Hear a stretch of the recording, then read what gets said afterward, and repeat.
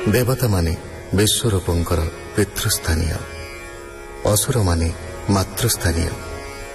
से देवता को सर्वसमक्षरे यज्ञ भाग देउथिले हे मातृस्नेह वशत अलक्षरे असुर मानकु मध्य यज्ञ भाग देवाको यत्न करुथिले। एही कपट व्यवहार देखि इंद्र तांको हत्या करिसंती। पुत्र हंता इंद्र को बध करने उद्देश्य त्वष्टा यज्ञ भीषणकाय वृत्रासुर को उत्पन्न कले।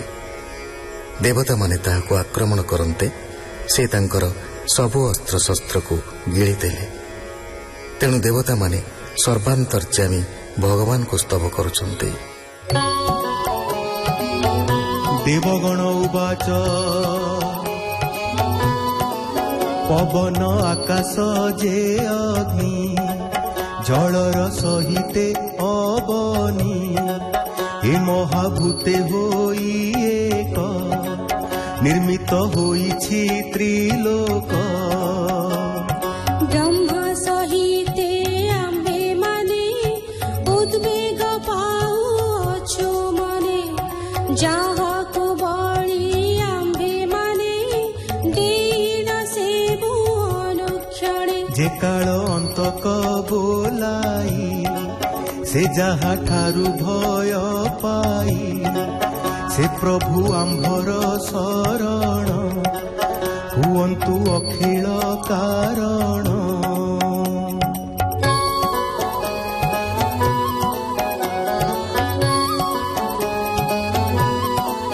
से अविस्मित पूर्ण काम प्रशांत सर्वभूते सम एमंत जे परमेश्वर ताहंकु तेजी जीवनर। अन्यरे पसई शरण ताहांकु मूर्ख बोली जान स्वान पुछकु धरी करे अगम्य सिंधु के भूतरे। नौका रूपेण संसार शृंगरे बंधिन जाहार मनु अछंति दुख तारी जाहार प्रसाद रुकरी।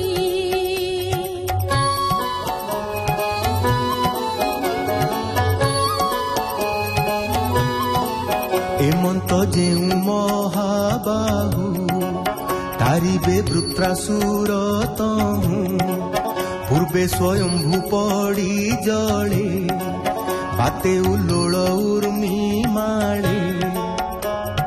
तेणी सबद महाघरे रखिला जे नाविका मळे से एक संगे नाही केही से भय रखिला कजेही। जे ईश्वर अटई मायारे आम्भंकु सर्जई आम्भे ईश्वर बोली मानी मोहरे जेसने अज्ञानी।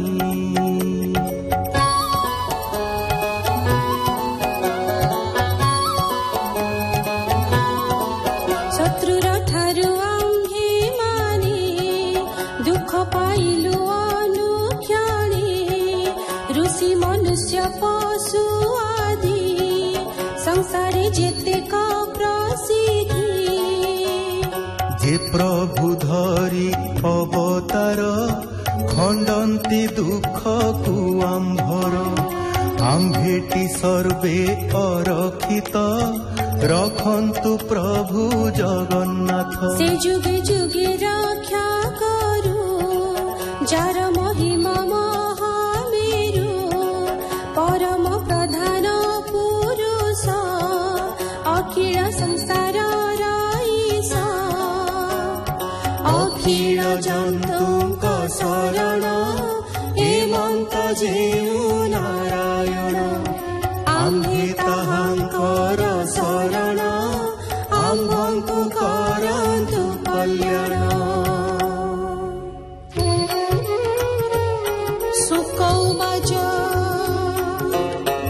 देवंक स्तुति ए वचन शुणि सन्तोष भगवान पश्चिम दिगे हे राजन होइले आशीष प्रसन्न। ପ୍ରସନ୍ନ ଶଙ୍ଖ ଚକ୍ର ଗଦା କମଳ ଧରିଣ ପ୍ରଭୁ ଆଦି ମୂଳ ଆତ୍ମାର ତୁଲ୍ୟ 16 ଜଣ ସେବୁ ଅଛନ୍ତି ଅନୁକ୍ଷଣ ଶ୍ରୀବତ୍ସ କୌସ୍ତୁଭ ବିନେ ପୂର୍ଣ୍ଣ ହୁଇଣ ସର୍ବଗୁଣେ ଶରଦ କମଳ ଲୋଚନ ଦେବେ ଦକ୍ଷିଣ ହୃଷ୍ଟ ମନ ଇନ୍ଦ୍ରାଦି 10 ଦିଗପାଳେ ପ୍ରଭୁଙ୍କୁ ନମିଲେ ସକାଳେ ଦଣ୍ଡବତ ପଡ଼ି